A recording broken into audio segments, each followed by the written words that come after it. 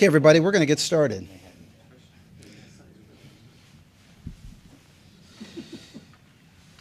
Yeah, we're having recollection sessions. That was fun. Hi, I'm Jeffrey Thompson, and welcome to our independent TV and film panel. And what we intend to do on this panel is really focus on the sort of the cross intersection between all the different content opportunities that have begun to exist because of the internet and because of a different kind of distribution, digital distribution, and a little bit of what the backbone of the future of this, what we think this digital revolution, how that was going to impact our society moving forward, and entertainment and content opportunities moving forward. So I said a lot to say we're talking some fun stuff. We have a great group of panelists. Before I introduce myself, let me just say this. They always say you want to learn from the best, and let me just say this. You have Universal Music executives. I'm going to give like some of the experience of these guys and gals. Universal Music, Fandango, Universal Pictures, Disney, Maker Studios. You even have one representative who's working in a business that is just developing an ecosystem, and that's the ecosystem of cannabis. So I think that we're going to have a great panel, and for those of you, if I got bleeped out there, forgive me. All right, so anyway, before I introduce the panelists, I'm Jeffrey Thompson. My background briefly is Disney, Condé Nast, and Shout Factory. That would be on the content side. I've had 4 producer credits, so I've gone through the creative process. I currently have a documentary, Let My People Vote, that just won Florida Film Festival, and we anticipate that doing a nice run and launching either on CNN Films, Netflix, or somewhere. We're trying to sell it now. The reason I'm saying that to you is most of the people on this panel, including myself, have some level of creative expertise, and we also have some level of technical expertise because you need it right now as we really begin to move into digital. If you look at my background, I have been at 3 technology companies that are media as well. IBM, you guys heard of IBM Watson and AI. Tata Consultancy, which is a $20 billion business consultancy, and our big clients are Sony Pictures and Comcast. And a little tiny startup that was run by Peter Jackson called Parrot Analytics, artificial intelligence firm. Where I'm getting at is everything you're doing. If you're new in this business, we're going to be talking about the creative process, but also how that implies to how you make money in the business of entertainment moving forward. All right? A lot of mouthful. Let's get to the best people. So I'm going to do some introductions, starting with Darren Cross. Darren, I want to just give your name, what you're doing, a little bit about your company, and then something on your mind that's challenging the industry. Sure. So my name's Darren Cross. I am the COO of Unreal Entertainment. Unreal Entertainment is a platform as a service. So we provide full stack solution to content owners and brands to get your content from where it is now to any digital endpoint. So phones, set-top boxes, what have you. That includes ingest, delivery, monetization. Prior to that, I was at Maker Studios, acquired by Disney. Before that, Blip Networks, Fandango for several years as they built out mobile. And near and dear to me was my time at Clickstar, which was an Intel joint venture with Morgan Freeman's Revelations Entertainment. What I'm very interested in now is how we kind of jump the chasm between being more worried about how you discover content based on platform versus how you discover it based on interest or genre and its kind of place in your overall ecosystem where you're agnostic to the device you consume on. That's great. Albie, can I say, you're still getting royalties from the Bee Gees? Yeah, sure. Oh, see, there you go. Staying alive. Introduce yourself, Albie. Do the same thing. A little bit about your background, what you're doing, and something, the company you're with, and also something industry that's going on in the industry. So my name is Albie Galutin. I was, I guess I say I'm a recovering record producer. So in my 2 careers ago, I was a record producer, sold about 100 million records, and credited with inventing both the drum loop and the enhanced CD. So that's of the early past. Then I went to work at a startup for a couple of years, that started by Ty Roberts, any of you guys who know him. And then I was at Universal Music Group for 10 years, and I've been at Sony Interactive Entertainment for 12 years. We are the guys who, if you buy videos or have PlayStation Vue subscription or have any sort of PlayStation device or buy PlayStation games, that's us. And I think what's most interesting to me coming up is how machine learning, artificial intelligence is changing everything, way beyond what you can imagine. It's not just beating Go masters at Go. It is determining what you like, what you don't like, who your self-driving car will decide to avoid and who it will decide not to avoid. It is literally changing the fabric of our life as much as computers changed the fabric 20 years ago or more. Fantastic. Richard. Oh, excuse me, Adam next. Hello. Adam, introduce yourself. Tell us a little bit about your background, your company, and where you think the industry is going, or something challenging you think in the Sure. space. Well, very quickly, management consultant by training, not recommended for most people out there. I lasted about a year, but about 20 years ago, I started getting into the wave of where digital and entertainment intersect. First job was actually working with Albie at Universal Music in the late 90s. And everything sort of followed ever since. As the revolution and evolution of digital has changed entertainment, I've sort of been lucky enough to flow from one type of media to another. So after music fell apart, not our fault, I promise, I ended up in the film business, and I was with Universal Pictures for 10 years. As digital technology was starting to happen there, and we were working on the first deals with Netflix and iTunes and the likes of that, and rolling out digital projection around the country. Segued for 4 years, became an independent movie producer, produced a couple of films that you may or may not have heard of, probably didn't, it's more likely. And then about 4 years ago, I went over to Legendary Entertainment and became the head of all their digital businesses. The channel that we run that you're probably most familiar with is called Nerdist. Nerdist was started by Chris Hardwick, and we've since acquired some other channels, Geek and Sundry and Amy Poehler's Smart Girls, and have rolled those together into what we consider a next generation cable business, in a sense. We produce right now upwards of 30, 40 hours of content a week. We produce it all ourselves. We're starting to work with some third parties to produce content. We distribute all that content across social platforms like YouTube and Facebook and Twitter. We reach now about 70 million people a month across those networks. So we've gotten very heavily into the ad sales and branded integration side of things. What we're most excited about now is kind of this evolution that's happening we see in the television world, which to me is the next phase of where technology is starting to change, like the next medium that's about to be changed.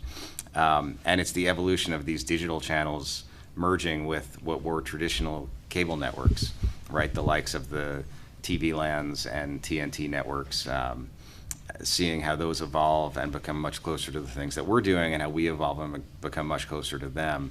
There's a lot of things that still need to change in the infrastructure to make those things work. But I think we're really going to start to see that evolve very quickly over the next couple of years. The one takeaway that I think I have from the time that I've spent across multiple types of media is that these evolutions seem like they're a long way off when you first start to think about them, but when they actually come, it's much more like a tidal wave, and the change happens extremely quickly over a period of sort of 2 to 3 years. And I think we're very rapidly approaching that time for the television business, where you're going to start to see that happening in your own homes sort of imminently.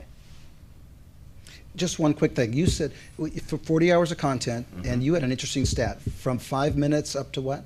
Yeah, well, up to 4 hours. So digital content does no longer mean sort of snackable 5-minute videos that you watch on YouTube. We produce everything from 5-minute type things on Facebook to 4-hour role-playing Dungeons and Dragons shows that are on Twitch.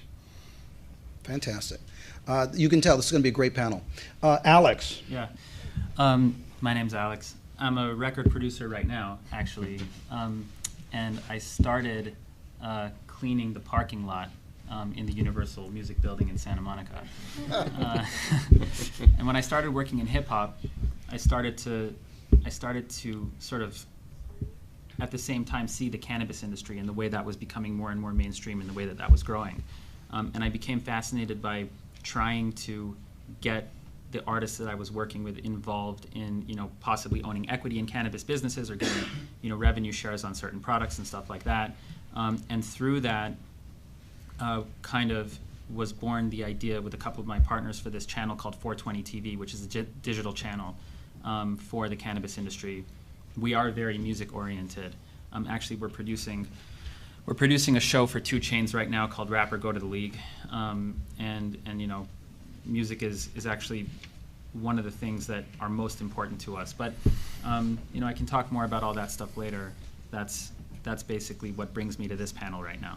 No, I just think it's interesting because we have another good introduction, but if we're talking marijuana for a minute, we got to stop, right? Just to probe. But stay here for just a sec, Yeah, Alex, sure. because it's a thought process that you're using the platform of a new trend in society to build entertainment and brand around that. Right. Yeah, definitely. I suppose I'd always felt like, well, just 1 second here. Okay, so you look at the music business and you look at the way deals are structured in the music business, and you know, it's a very like pay me right now, pay me up front, you know, type of business. And the reason for that is not necessarily because of how the artists feel, but because of how their representatives feel. You know, their representatives want to be paid up front right away, and you know, but what I started to see was, like, I started to see people like Snoop Dogg and Wiz Khalifa and artists like that actually starting to get equity in businesses. And I started to realize, as the music business changes, this is a way for artists to become business owners, you know, in an emerging industry. You see it in the alcohol industry to some extent, like you see 50 Cent, you know, representing effing vodka, but it hasn't happened in the alcohol industry as much as I think it's going to happen in the cannabis industry. So it was the intersection between my industry that I was coming from and this new industry that actually got me, you know, so now people say to me, like, you know, oh, Alex, like, you're a cannabis guy. Like, I'm not. The truth is that I don't even consume cannabis. But I'm interested in making really good content, and I'm interested in making deals in a new industry and sort of, you know, helping the industry that I came from reinvent itself so that people are thinking about deals differently in general. I think that, like, as entertainers start to gain equity in businesses and start to realize their value to businesses outside of just what they're putting out into the world as a commodity, I think that's really going to change the way people look at the entertainment industry, you know, in general. So can I throw in an anecdote about cannabis and record producing? When I began producing records in, What is it? I guess 1967, used to record mostly live. Overdubbing was a rare thing. And when you have a bunch of musicians in a room and they're playing live, there's a thing about getting the right take. And you want to be sure that everyone peaks at the same time. And so you rehearse things, you run them down, and you really want to time the best pot for when you know it's going to be the right take. Because if everyone's really peaking and they're doing great and it's not the take, it's very hard to get it up again. The right day part. Wow. A little bit of advice from This is great. Now, we have one more introduction to make, so you're messing us all up. Yeah, But yeah. this is Are we great. going to peak at the right time Yeah. altogether for this? I don't know how to follow up That the sounds marijuana weird, discussion here. I'm really going to take it down a notch, I think. Yeah. Now, Yeah. let me just say something to you, because, like, it's unfair Yeah. that we're talking cannabis. Now we go back to you, right? But let me say this. You know, we've learned, and for all of you out there in this space that are either getting in this space, we always talk in the business, there's riches in the niches, right? And you can see there's a lot of niches. We've all been at big companies, but a lot of us are spending time at small companies that are doing great creative things in niches, so you can make a lot of money. Alex is doing that. So with that, now, Alex is doing that, but you are too. Oh, So okay, forgive me, yeah. that's for you. Yeah, all Riches right. in- Introing yeah. you. So yeah. Yes, thank you. So talk a little bit about Yeah. Hi, I'm Anthony Laser. I'm currently handling partnerships and programming for Zumo.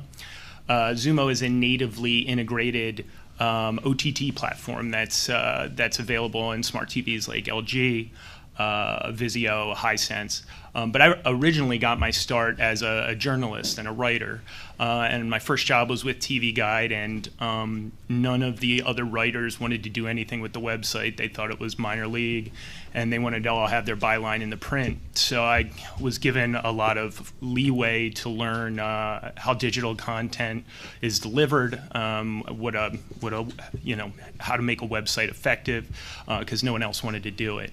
And that was a great learning experience that then brought me to AOL, where I had an editorship there.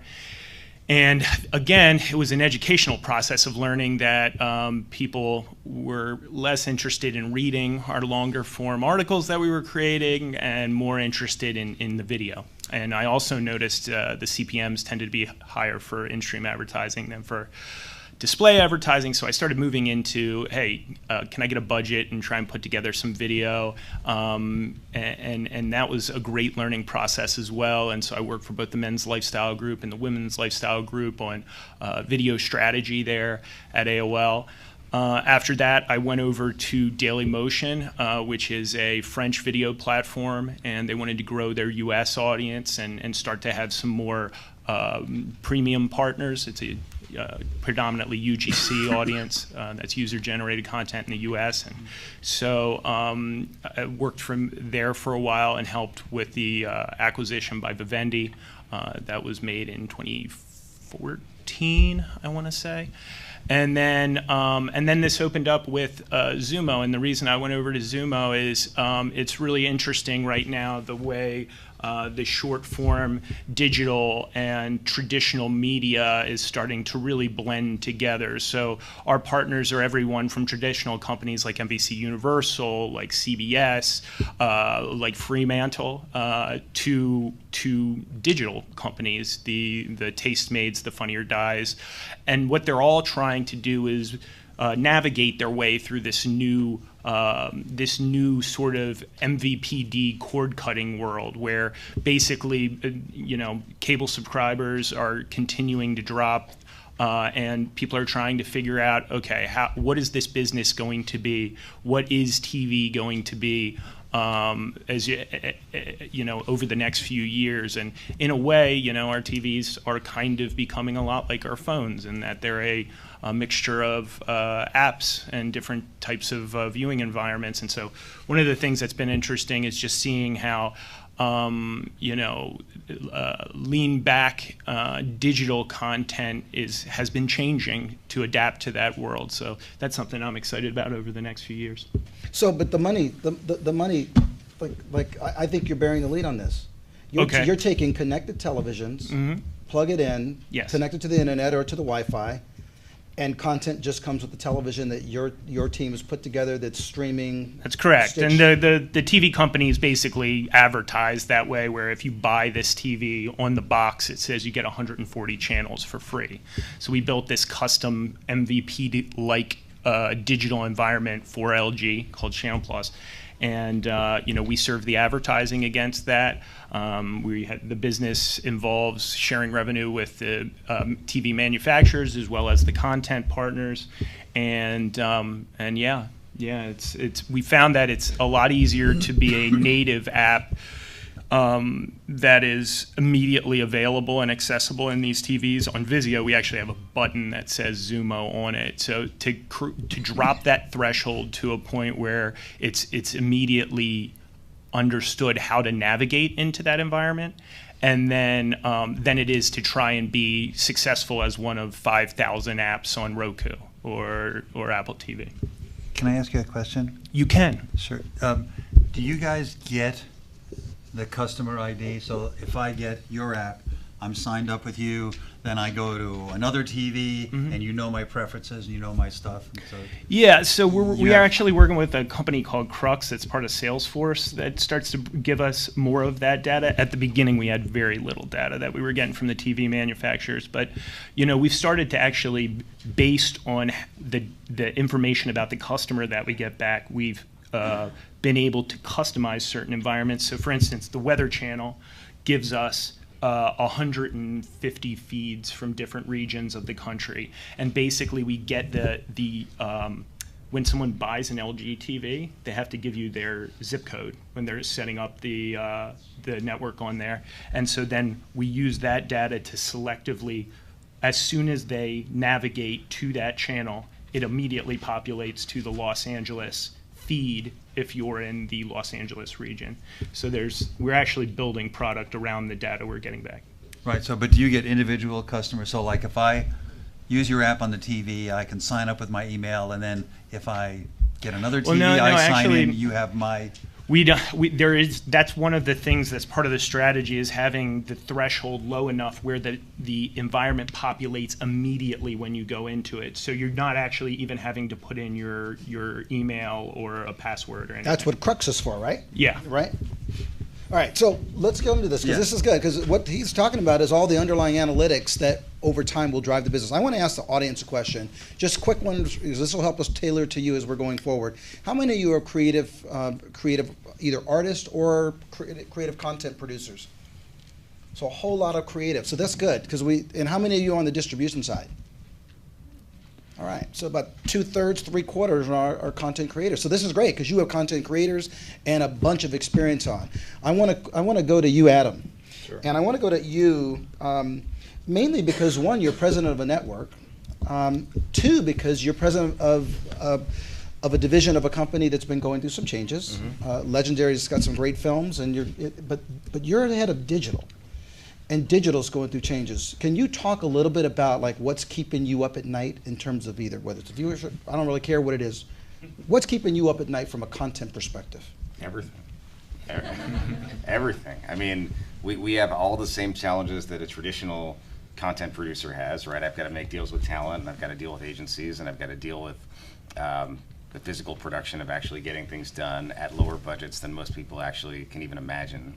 I've got my own studio space and an entire team of producers, writers, directors, editors, the whole gamut.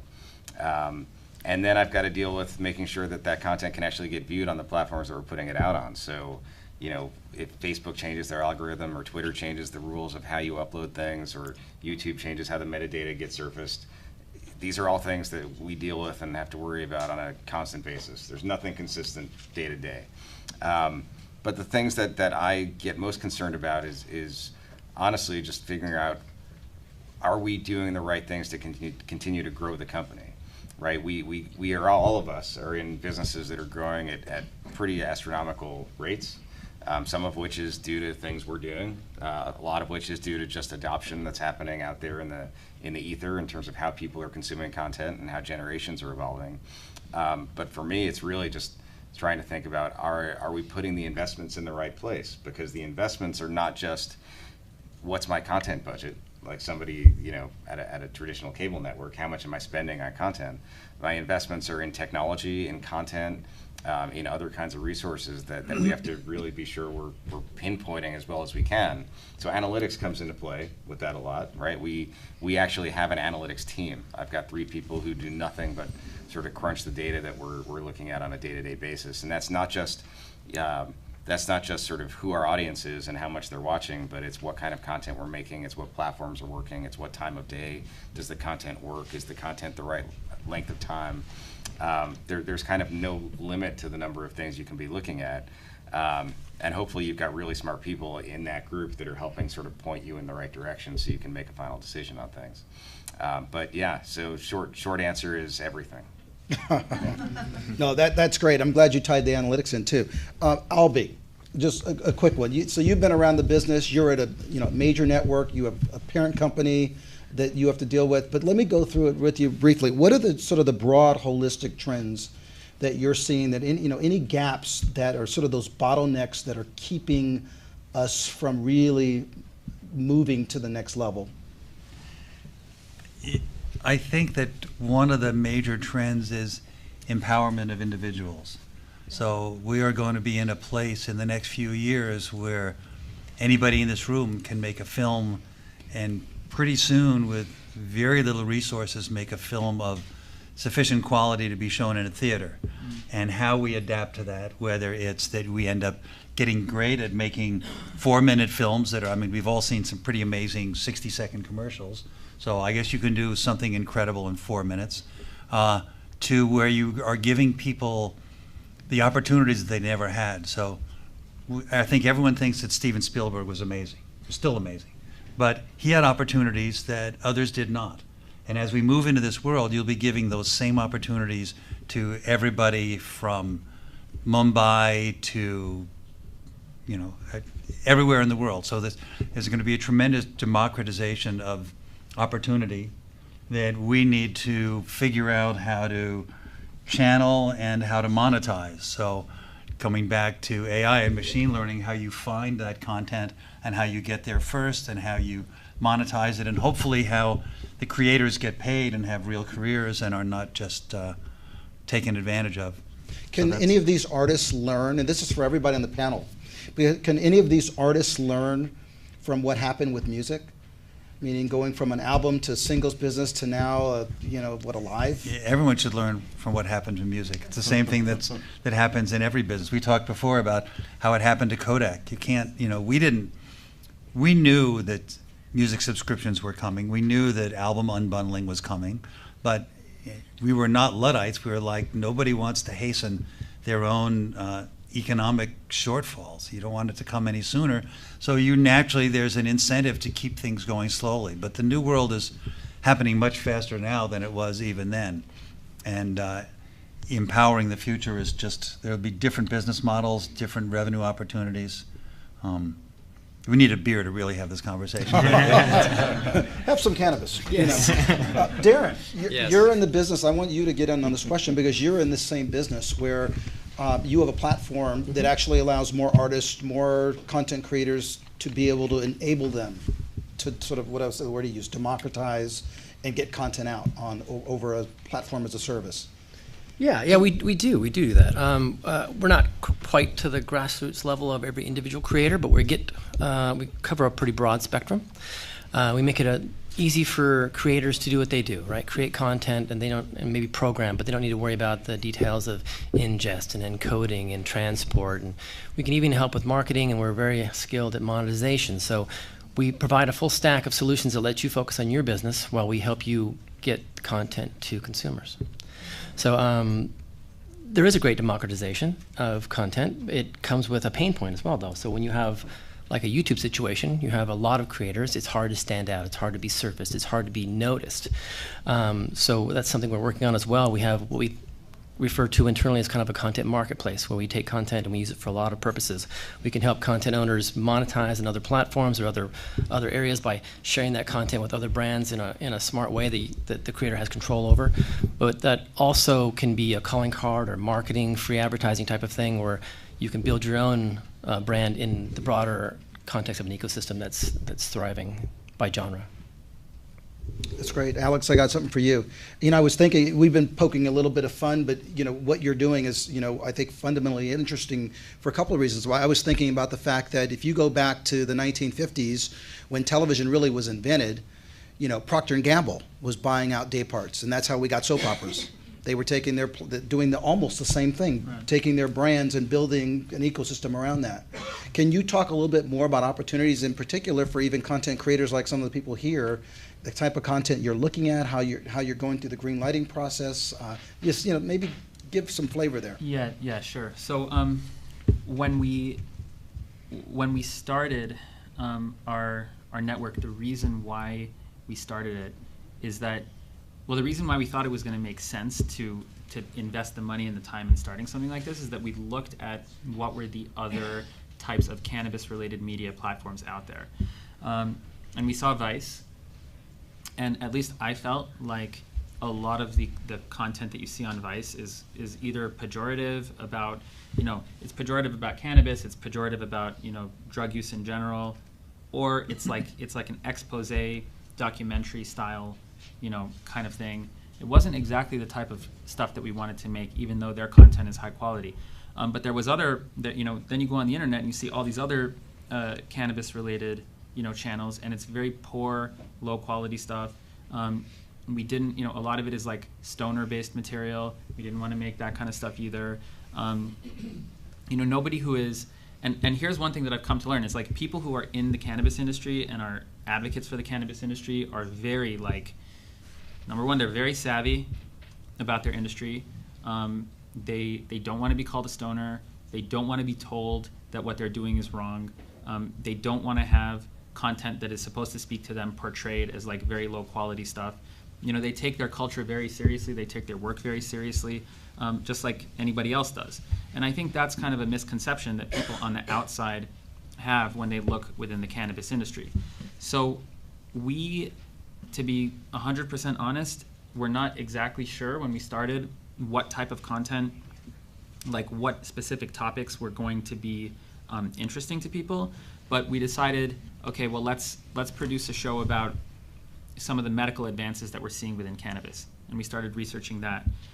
We're producing a news show right now. We sort of have gone around and surveyed different musicians, like I've spoken about, and said to them, okay, you're interested in cannabis, you consume cannabis. We basically want to give you a show and you can talk about whatever you want, because again, it's not necessarily about making cannabis, content about cannabis, although we do that, but it's also about making content that people who are interested in that culture are gonna want to watch.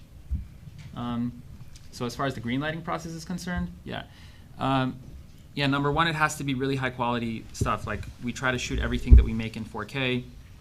We want it to be nice to look at. We want it to be, a lot of the content that we make, at least right now, we have like a 3-tiered distribution strategy, but right now it's for the mobile phone and web. So you have to think about, like, well, what type of content are people going to want to watch on their phone? Probably they're not going to want to sit there and watch 22 minutes worth of stuff.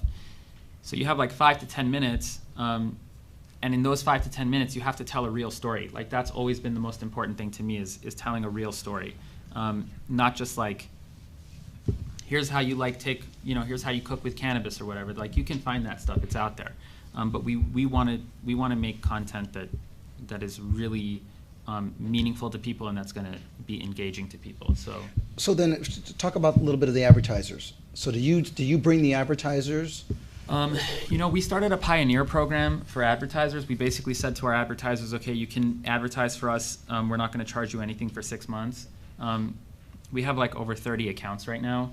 One thing that's been kind of frustrating is that, like, I hate watching ads on YouTube, and a lot of these advertisers, again, there is a disconnect between the cannabis industry and the entertainment business that we're really trying to bridge that gap. But a lot of them, their ads are like 30 seconds, and they're like, well, we don't have 6-second ads. So we're actually have started to contact our advertisers and say, okay, well, we will edit your ads for you, or we will produce these into 6-second ads so that it won't upset the people watching them. But as far as like who's advertising, people who have products, people who make content about cannabis themselves, companies that, like dispensaries, So, Manny, you might be growing a whole new ecosystem of advertisers. Well, one of the things that we started talking about doing was actually creating, not to get too granular because I don't want to be boring, but actually creating an ad exchange, like contacting all these companies and being like, stuff is starting to happen in entertainment related to cannabis. Why don't we all join together, and we'll basically, license you out to different platforms where you can advertise stuff. So that's one thing that we're talking about. Anthony, I'm going to get to you because you're doing some of the same things. Are you bringing your own advertising? It's interesting. Yeah, it was interesting hearing some of the things you're talking about, because we have actually talked to some different folks who have content that is not what I would call general advertising safe. So basically, like, if you have a cannabis channel on Zumo, we wouldn't be able to monetize it because you can't plug programmatic advertising into it. You need direct sponsorships. One of the ways we're trying to meet creators like your company in the middle is by building out specific ad products to have channel sponsorships. So you can have the cannabis channel presented by whatever dispensary, or a grower, and then building actually into the platform. On regular cable TV, take for instance, I think it's over 80% of the duration time has some sort of overlay. If you watch sports or cable news, it's all overlay at that time. So what we need to do as digital platforms is be able to present very unique ad products that are not 30-second ads, that are not the traditional way of advertising, what we call in-stream advertising, in order to make it a much more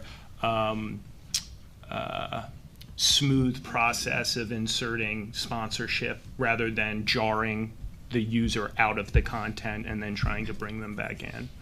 Traditional advertising, in-stream advertising is the bread and butter of our business still. And it's, there's very traditional things about the way our digital platform works. For instance, discovery is found through channel surfing, traditional channel surfing in a lot of cases. But yeah, those sorts of unique sponsorship units and layouts are the things that we're always thinking about. Now, this was a great conversation. I'm going to throw something at the panelists that I don't think they expect, but I think it'd be interesting for you. And this is in the spirit of, a lot of people, they tell you what stock to buy, but they tell you after it's already blown up, right? Netflix has already split 7 times and super expensive, right? So let me just ask you guys a question. Everybody's got like 30 seconds here. Give these guys a company, somebody you're following, somebody that's doing something innovative and disruptive in the industry that, make it up, is the next Snapchat that, where people are quitting their jobs. And Snapchat's a bad one in the last few months, but it made a couple of people billionaires, let's be clear, and they'll stay billionaires. So I'll start with you, Adam, but throwing it your way. Anthony, sorry. Oh, okay. Yeah, then I'll come back this way. Okay, my favorite company right now is Super Awesome. Super Awesome is out of the UK. It's COPPA compliant advertising, kids content demand. It's an incredibly difficult space. You guys should be writing. It's hard to monetize kids content in the digital space. There's a lot of rules around it, and Super Awesome has done a great job of being able to easily pipe into our platform against our kids content, advertising that we can sleep easy at night knowing there's not going to be anything crazy popping up in between different ads. And so that's, to us, that's really made my job easier. But they're the only ones who are doing it really well right now, and I think that's why they just got another round of funding. I think they're over $100 million right now. Super awesome. All right, super awesome. Yeah. Alex. Okay. Give us one. Yeah, there's a new music company called Create. I don't know, maybe you guys have heard of them, but they Called get Create? Create Music. They get paid many millions of dollars a month from the major record companies to actually market their artists for them because they do it better than the labels. And now they actually have label deals, record deals that they're offering to people. I've just entered into one of these label deals with this company, but the best way that I can describe what they do is, you guys know who Marshmello is, like the DJ? So they figured out that if they film a series called Cooking with Marshmello, and they put it at the end of his video, like his music videos, they gambled that people are gonna, maybe click on another one of Marshmello's music videos. Every person, like out of every 10 people who watch Cooking with Marshmello, 7 of them will click and watch another music video. And that's just like an unbelievable thing. It's like there's so many videos on YouTube. Getting someone's attention for one video is very, very difficult. So they're getting people are watching the first video, then they're watching Cooking with Marshmello, and then they're watching another video. So they're like spending 10 minutes at a time just on Marshmello at a minimum, 70% of them. It's pretty amazing. So this is great. So Create, we got Super Awesome. Yeah. Adam, all right. Make some money here. Two things. One is Young Turks. If you don't know them, you should definitely sort of check them out. The Young Turks. They are a news-oriented sort of digital channel, and I think they've been sort of leaders really in the space of just kind of going about creating news their own way and finding sponsorships, and now they've raised some capital, and I think they're really expanding over the next, they just launched a channel on YouTube TV, so they're really expanding over the next couple of years. I think they serve as a real interesting model for the future of content in the space. The second thing, and this is more tech related and content related, is Control Movie. CTRLmovie.com. Check it out. They have created some technology around interactive sort of choose your own adventure movies. Really incredible stuff. There is a demo I think that you can download for iOS and Android. Allows users to make choices live during the movie experience, collectively or individually. And just really remarkable tech. And when you watch it, I think you'll really start to see what the future can actually be for creating new kinds of content that aren't just TV on the internet. Got to be good now. Controlledmovie.com, yeah. How about new TV? Jeffrey Katzenberg's new company. It'd be like watching a slow motion car chase, and either it survives and makes it across the Grand Canyon, or it lands in the Colorado River. So the 20-second backstory, everybody knows Jeffrey Katzenberg. At least if you don't, you should Google him.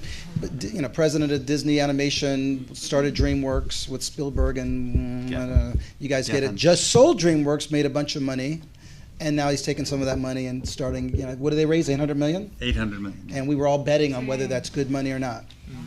Yeah. All right, Darren? Some of it might be good because they put 20 million into Young Turks, I believe. I second Super Awesome and Young Turks, of course. Create, I'm going to have to check that out. I don't have anything new for you, but what I'm watching these days is Facebook, and in particular Instagram. I think Instagram is a place where a lot of short-form content is being discovered, right? So a lot of folks go there instead of watching ESPN to get their sports scores, they're getting it from Instagram. And I think ESPN is certainly aware of this. So for me, that's very interesting. I think that's and that's a stock you can all buy. So, and I have no affiliation. So that's great. So we believe in making you money. So and I was writing down too because I'm able to mix myself some. So that's good. So let's go through it. I'm going to save like 10 minutes for questions, but I'm going to ask one more round of questions to these guys, and then we're going to have some questions from you. And this last one is like, you know, in the same spirit. What, you know, and I'm going to ask you to be better than me, quicker. Like we now see the opportunities with these companies. And just like the two of you, you have opportunities to do business together because you're all in sort of a startup mode. Where I'm going with this is, what's really going to happen in your perspective? Are the big guys just going to buy these companies out? You know, I was surprised that YouTube TV hadn't come up. I'm surprised. Interesting that you brought Facebook up with, you know. But my point is, like with Legendary, you're being bought up by, you know, big money. You're going to be rolling a whole lot of stuff up under there. Is all this stuff going to disaggregate and then come back together? Like give us, you know, if we're betting people, what's happening here? So. I'm remiss. I'm a big fan of YouTube TV. I've been an adopter since January, February. It's super cheap compared to all the other options. It's much better than Sling and its other competitors. And they have taken a forward step of bringing new media companies in like Newsy and Young Turks. So you're starting to get that kind of agnostic platform of content that was made for digital, crossing over, and then traditional. And honestly, if you look at like Young Turks versus like MSNBC, if MSNBC was launched now, it would be a digital property because Young Turks, on a day-in-day basis, gets more views, gets more watch time than MSNBC. And Wow. Cenk should send me a check, but so there's a huge opportunity there. So I think YouTube TV is a forerunner of that, and there's a lot of other players going to come in. I think my gut is you're going to see a re-aggregation a la cable in digital, but it's going to be harder for them to fence it in and have a monopoly the way cable has by virtue of geography and being the only line in every town, right? So this town's a Comcast town, this town's a Spectrum town. The internet doesn't work that way. So they'll have to be better when they roll out these virtual cable networks. So I think the trend is toward reaggregation. So there has been a lot of disaggregation. You can get HBO, Showtime, CBS. You can get lots of things on their own. And so it ends up where maybe instead of having even a skinny bundle or having a full bundle where you have this mass of stuff with, by the way, a UI that has been improved since '95 but still is not being adopted. Awful UI. You're ending up in a place where you have the Rokus of the world and the PlayStation Views, and people are starting to aggregate together all of your disparate resources using machine learning to figure out what you want to watch. So we're entering a time where it will be your set of channels, whatever device you log in on, you will have the stuff that you expect, it will be curated for you, and it will be a reaggregation of a whole bunch of different channels where you'll be able to say, well, you know what, for this much a month, I can get this bundle of these different kinds of channels. We won't be necessarily disaggregated by the MVPDs, but many of them are going their own way, and so you can reaggregate on your own and customize it for yourself. I think that's what we'll see. I have a belief. That belief is that there's only 24 hours in a day. And that means some things are going to get squeezed out because there's only so much time that people have to watch any kind of content. And if things like Nerdist and Young Turks and other things are starting to take up people's time, and Marshmallow and Cooking with Marshmallow are taking up time, something's going to get squeezed. And you're going to see people take up more and more of that time that are startups and disruptors. And eventually you'll start to see aggregation from the big guys who want to get back to owning a bigger share of that time slice. I think what it's going to break down to, and as I see it evolving, is the rise of the niche. So, I think about content creation in two ways, and broadcasters. You sort of, this is kind of an inward and outward psychology sort of thing. You're going to have your platforms that are giant mass opportunities, your Netflixes and Hulus and Amazon, and the shows that everybody has to see, or at least a large percentage of people have to see. The Super Bowl effect, the Game of Thrones, the Westworlds. Those will continue to exist because if you throw big money at big things, eventually some of the things are going to hit and they're going to work for a long period of time. Look at The Walking Dead. Even that, as big as it has been, is obviously showing signs of decline, and I think the days are numbered for that show being as big as it is. Game of Thrones is probably coming to an end at the perfect time because it's unlikely that we'd still see the same performance of that show. That said, what you'll have on the other side are the things that are just more personal to you. The things that you identify with as an individual, right? What are your interest levels? What are your hobbies? Do you like poker? Do you like cannabis? Do you like surfing? What are those things that for you are also very important to watch that you don't care if you have to share it with the rest of the world? And how big are those niches? I think that's going to be what all of us are trying to figure out. So for the next couple of years, it's going to be trying to understand how far down can you define a particular niche. What used to be ESPN, which was the mass sort of center of all sports, no longer is relevant because people like a particular sport. So watching a channel that has every sport is no longer interesting when I can just watch that particular sports channel, like the NFL Network or the NHL Network. But how much further can you go from that? What if you just like Boston teams? Could there be a channel just for Boston teams? What if you just like European soccer? Is there a channel just for that, or a network of things just for that? When it comes to the rebundling, there's Right. no reason why you can't create a Boston channel or a, Correct. or whatever channel. So what you will have is a number of different niche providers, content providers, which the user and these people who do it right, whether it's YouTube TV or anybody else, is going to get to a place where you have a skinny bundle consisting of all these really big networks that you sort of have to have in order to watch the things that everybody's watching, and then your customizable micro bundles, which are just made up of these particular niches that are important to you, that you might be willing to overpay for because they're that important. But that's what I think the world's coming to over the next sort of 3 or 4 years. And I think it's coming very quickly. Think about it this way, and I say this in the spirit of those of you, the 3/4 of you that are content, creators. And you ask, how am I going to monetize? How am I going to create? How am I going to get sponsors? How am I going to get funding? What am I going to do next? What is my bundle of products or projects that I can sell to a network or number? But think about it this way: my formative years were at the Walt Disney Company, and we didn't do a lot of niche stuff. We needed stuff that women, men, kids, second kid, third kid, fourth kid. My point is we wanted Finding Nemo to reach everybody, right? And there's a great part of that, and then the down part of that is that you don't get the sort of the creative niches that Adam was talking about. Let me give you one name, content creators, that will tell you how I think the new model will be, and some of these guys have said it. Issa Rae. Who knows Issa Rae? Yeah, some of you. Issa Rae is kind of like the new model. She started her shows on YouTube, doing scenes. I think it was called Awkward Black Girl was one of her shows. She'd be at the end of it asking for money to do the next scene or the next episode. Now she's going to be on her second show on HBO, second season on, what is it called, Insecure.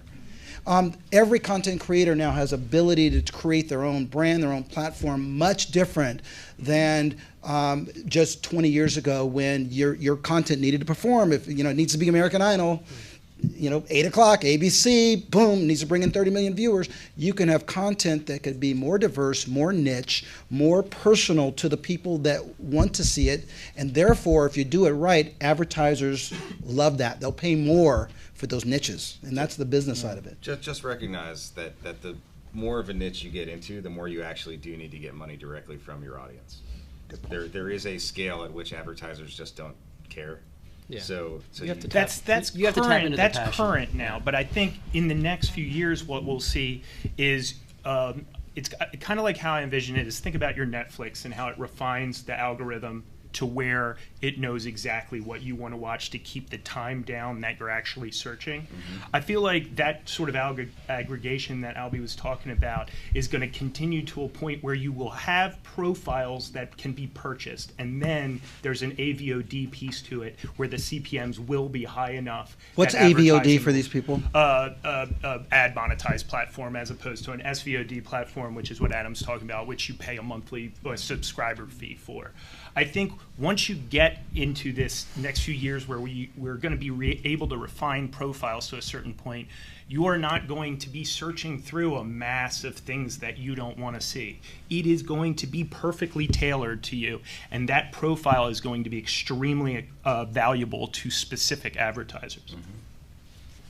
This is great. Let's bring you guys in. Let's do some questions. I hope we've whet your appetite. Who has questions? Go ahead. You talked about looking at the individual subscribers and finding more information about them so you can target them. What about on the programming side? If you look at music, there are fixed royalty rates, and basically any radio station can just put on a song, and as long as they're making the payments right, they can just program it. Do you see that happening on the video side? Is that something you're in favor of, or you don't really want to stay away from? No. It's just unlikely that you will have a compulsory license in video. Music is based on the compulsory license, the idea that the first person to record a song, once they have recorded that song and done it publicly, anyone is allowed to do it. You don't need permission from Paul McCartney to sing Yesterday on YouTube.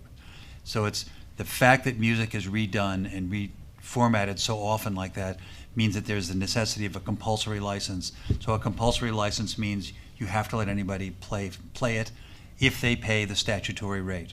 Whatever, there are different rates for different verticals. I can't imagine that happening in film. I don't see it. Community is too important for these digital channels. You actually need to have an audience that means something to watch these shows, and if you disaggregate the audience from the content by then putting it on somebody else's channel, right? If you're being allowed to take somebody's video and put it on your own discovery tool, you're really losing the value that's being created by that community being there for your content. There was a company that tried a version of that, Yekra. Did any of you guys hear of that? I remember that. Yeah. Share, it was a good idea, but it. Yekra? Yeah. Don't right. buy them, is that what you're saying? Yeah, don't buy it. It's gone. But again, the founders made some money. I have a question. Yes, go ahead. I think this is primarily for Mr. Cross, but I'd love to hear from everybody.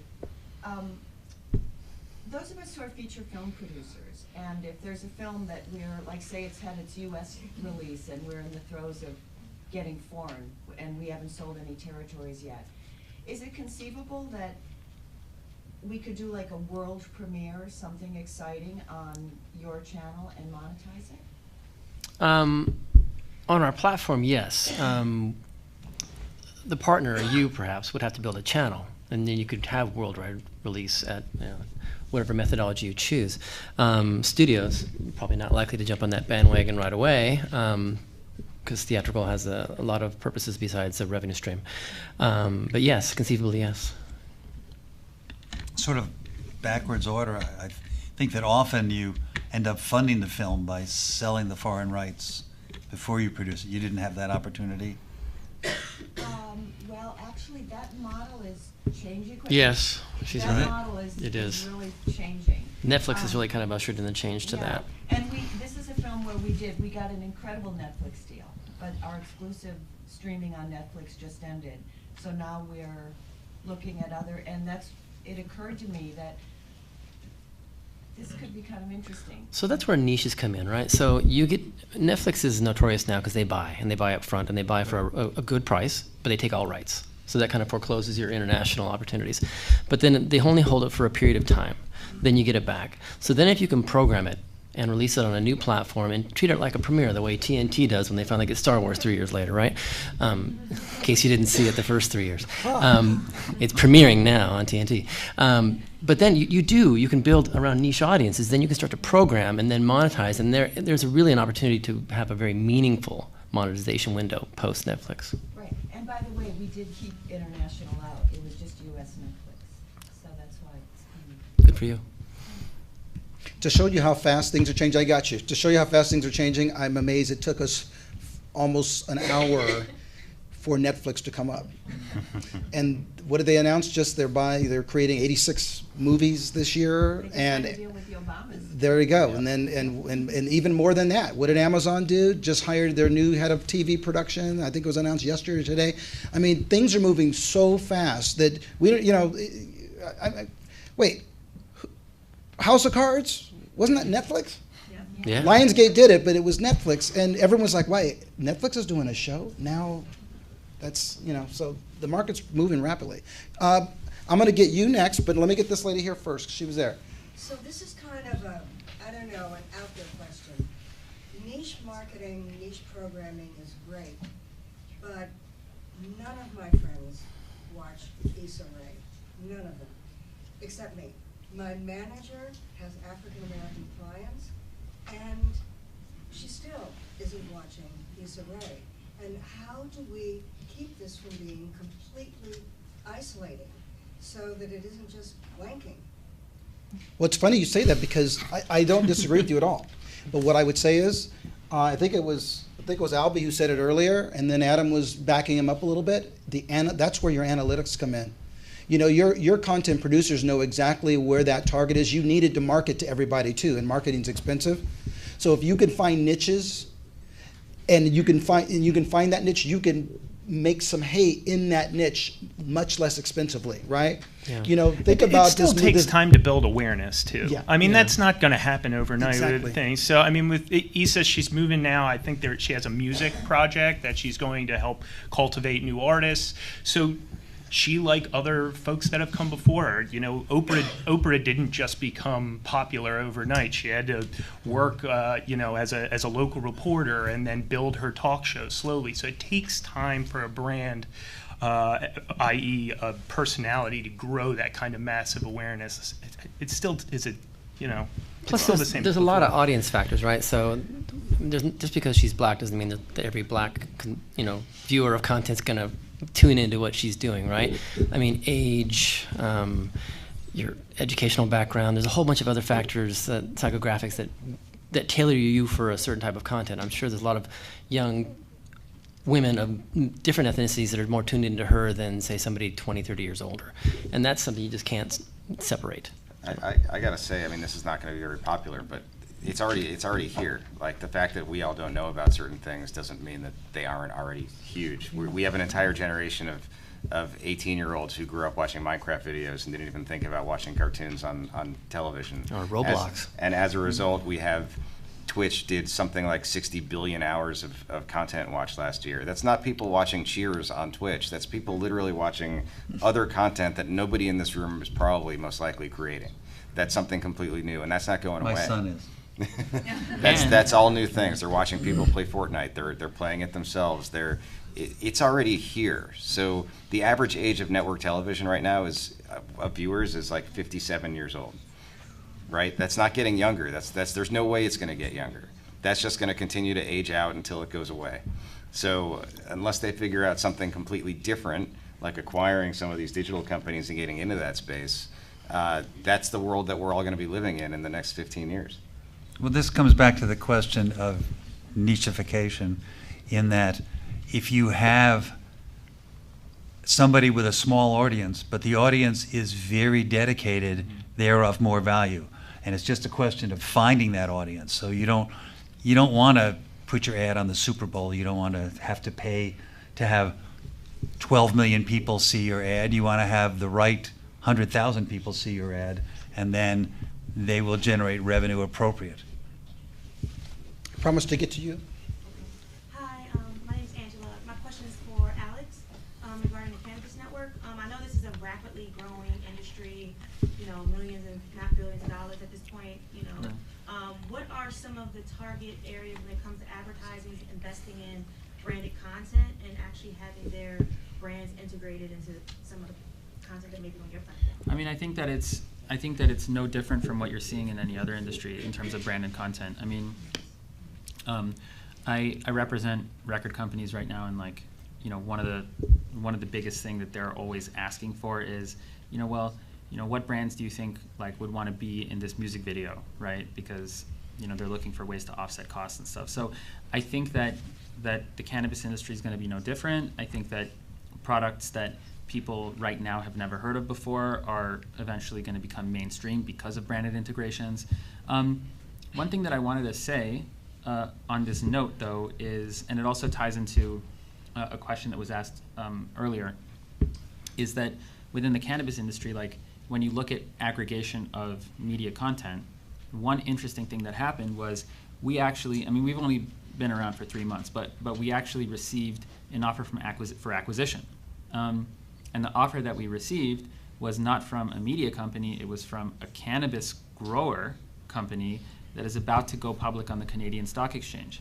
And the reason that they were interested in acquiring our network was that they felt that if they acquire a content network and it'll help them get their message out there, that will inflate, not artificially, it will actually inflate their stock price when they have their public offering.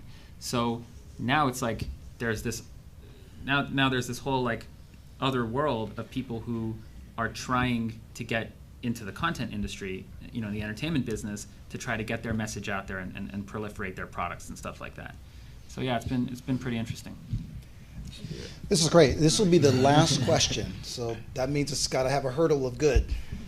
And we're going to judge. Okay, I got you in the back. Is blockchain technology affecting each of your businesses, and what are you most excited about it, and what are you most concerned about?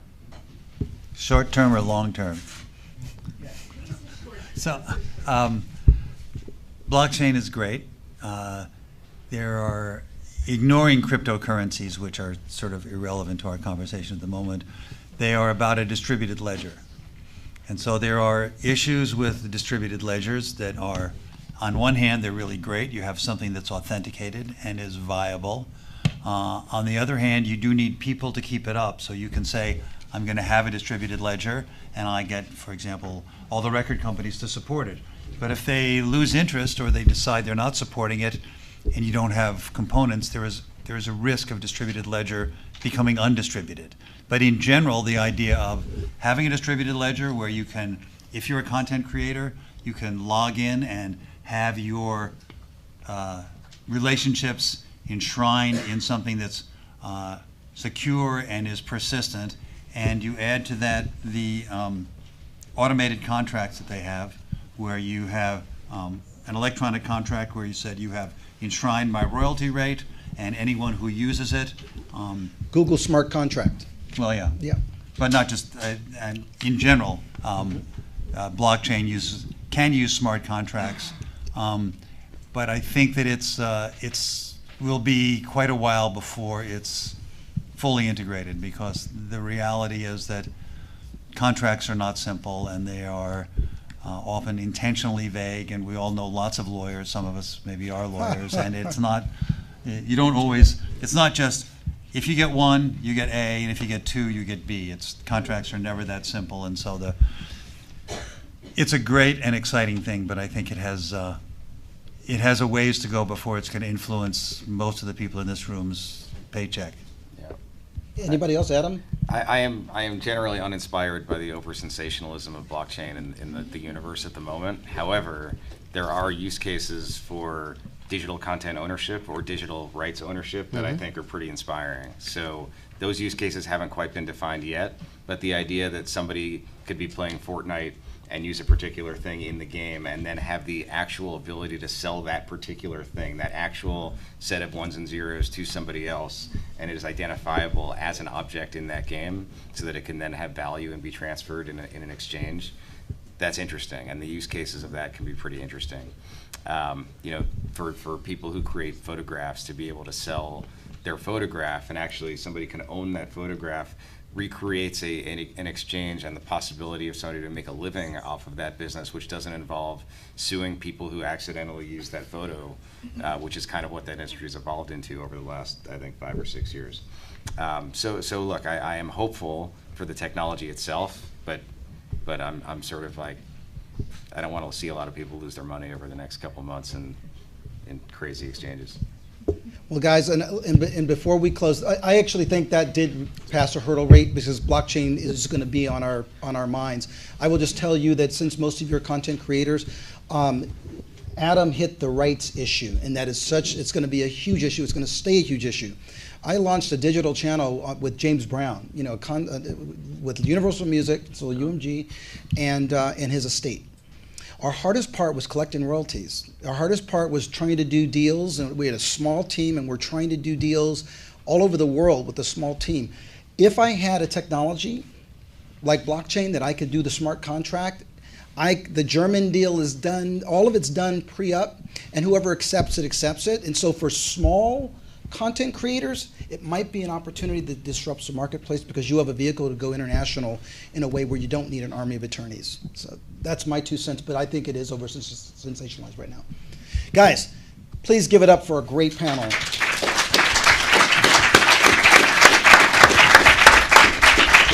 Thank you, panelists, for being here.